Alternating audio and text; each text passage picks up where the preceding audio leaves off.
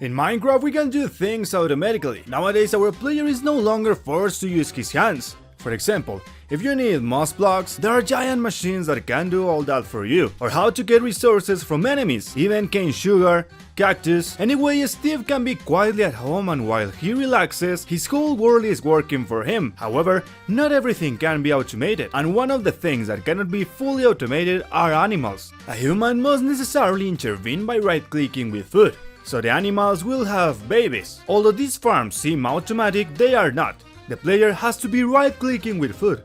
And then I began to think, in Minecraft the animals cannot reproduce by themselves.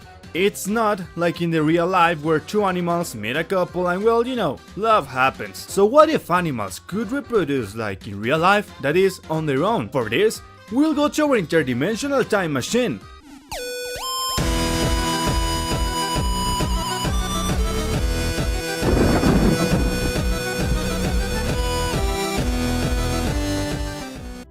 We have reached a universe where the reproduction of the mobs is realistic, and they can be reproduced on their own. The first thing that will happen is that when we create a new world, we wouldn't notice too much difference. The animals are appearing in small groups of 2, 3, or 4, but the more time passes, the whole world of Minecraft will change drastically. With just a little time that you have been in the survival, you will quickly notice that a group of 4 little animals have now become many more.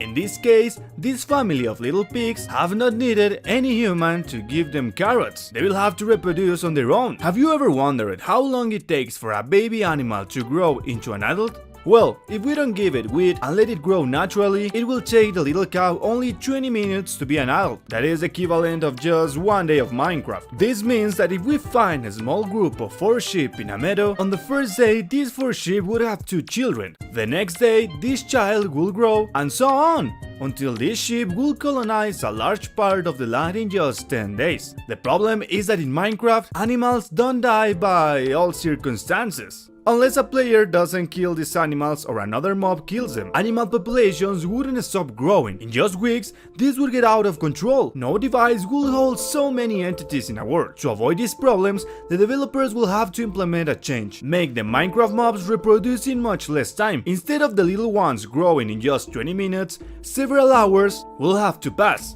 So we'll continue to have the giant groups of animals in biomes, but it will not be as catastrophic as having thousands and thousands of entities in the zones of our worlds. Now, another thing that will happen is that it will be difficult to have pets. Let's remember that here everything reproduces without the need for humans, so if you have kittens or puppies, over time they will have a baby. But if you do nothing and leave to mine, or you start to build all kinds of projects and constructions, with the passing of the hours and days, those kittens will have had more and more children.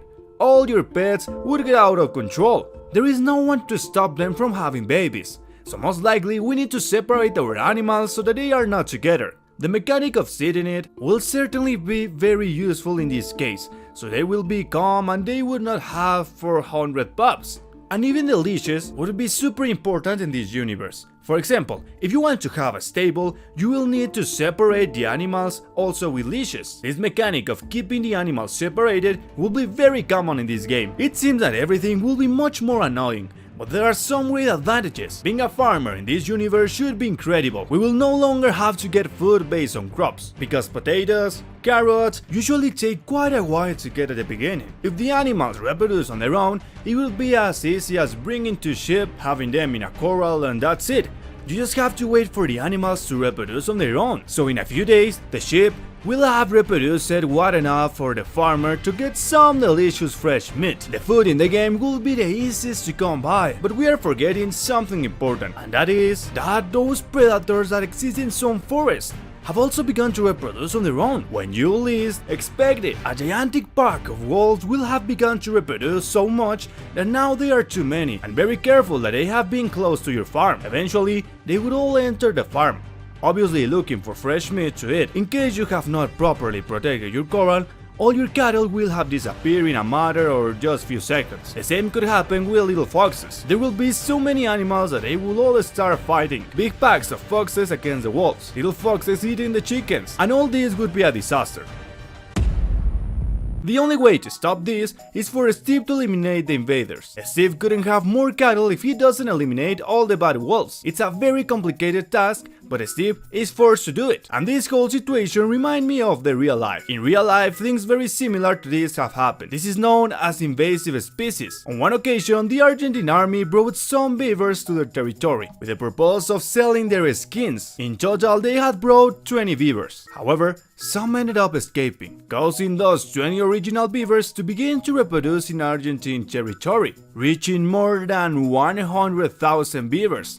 The beavers began to eradicate many other species, destroying with them an unimaginable number of trees. Argentine forests were very damaged, therefore many animals were left homeless. As always, the human being causing problems. Because of all these problems, biodiversity experts have allowed the illegal hunting of beavers. I know it's quite sad, but if the reproduction of beavers doesn't stop, Argentina could lose millions of other species. Although it is not always the fault of the human being, nature itself is often in a chaos. As in the case of lionfish, they are capable of devouring ecosystems and causing the annihilation of many other species. Lionfish have reached other ecosystems due to the ocean currents. It has also been the fault of human beings, but this time it is about all causes of the same nature. Many governments have asked many fishermen to please help eradicate these species as much as possible, or the loss of the ecosystem will be very serious. Today, there are teams of specialist divers who are in charge of eradicating the lionfish. So if in Minecraft the species could reproduce on their own,